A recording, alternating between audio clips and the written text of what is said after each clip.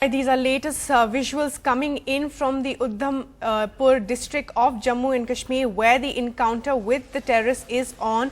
And as our colleagues on the ground have been pointing out, 2 BSF Jawans have now been killed and 1 terrorist has also been killed in the crossfire between the two sides. 5 other soldiers have also been injured. The police and the BSF now focusing on really flushing out the other terrorists who are holed up in the area, as Zafar was pointing out, and the convoy of the BSF was attacked by terrorists in the Sanruli area of Udhampur district of Jammu and Kashmir. And the challenge, of course, for the BSF now is to flush out and neutralize the terrorists that are still there.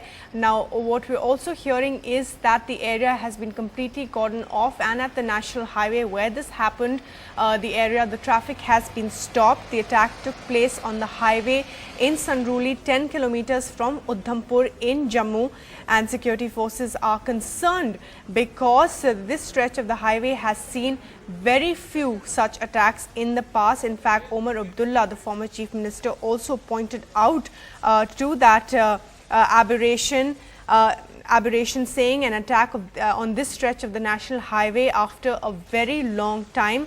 Worrying development because the area has so far been militant free. We have seen an increase in ceasefire violations and terror attacks in Jammu and Kashmir in the last couple of months, even though India and Pakistan tried to really carve out a new strategy for talks ahead, and of course those NSA meeting on the two sides, which is scheduled for later this month. However, on the ground, of course, this area very close to the area of the border, Udhampur, but surprisingly has been terror free so far. Zafar Iqbal now joins us live for more on this. Now, Zafar, as you were pointing out, the challenge really now is to flush out the terrorists that is holed up, even as 2 BSF Jawans have now been killed. Well, that's right. The priority is to flush out the militants. We're told that it was a group of 2 militants, at least 2 militants. One of the militants has been killed, and the second one has managed to go on to the higher reach. It's a mountainous area. They launched the attack on the BSF convoy today in the morning. They had done a lot of planning, as we're told, because this is a relatively peaceful area on the national highway. Udhampur was considered as a militancy-free place, a militancy-free district, but then militants have managed to carry out this attack in Udhampur.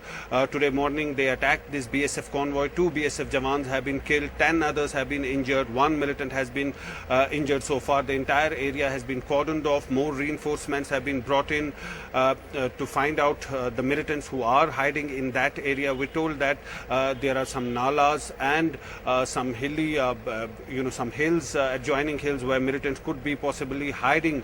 Now, whether it's a group of militants who are already present there, or it's a group of militants who recently infiltrated, that's what security agencies are trying to investigate. But clearly, it's happened at a place which is relatively free and on the Jammu-Srinagar National Highway, which is considered as a very safe zone, in the sense that there are road opening parties every day who manage this highway, who sanitize this highway, and then only there is this movement of the security forces vehicles, but then the militants have managed to carry out this attack. So clearly some sort of a security breach.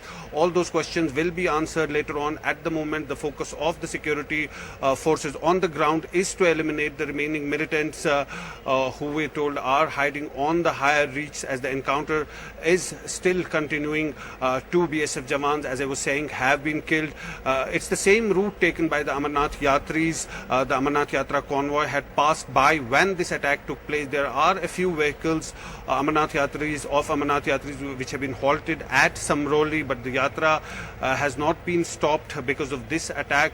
So clearly it's sent across alarm bells at a time when the security forces have been saying that this area is relatively peaceful. There are no militants there. Once again, militants showing their presence and carrying out this sensational attack.